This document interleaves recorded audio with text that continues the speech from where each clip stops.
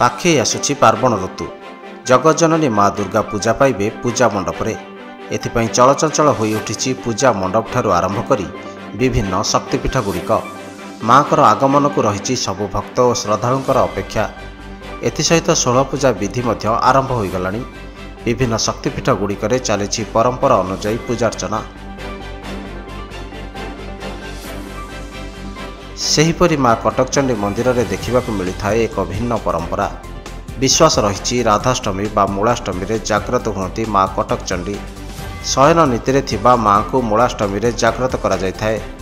एथिपाई रही स्वतंत्र पूजा विधि।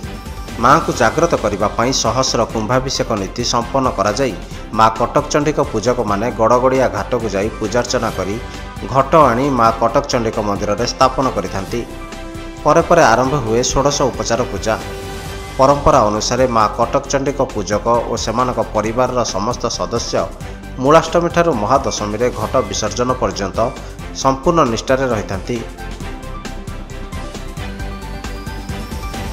माँ कटकचंडी निजे भुवनेश्वरी होइथिबारु भुवनेश्वरी बेशरू तांकर बेश नीति आरंभ होइथाए। मूलाष्टमी और ता परदिन माँकर सुनावेश होइथाए।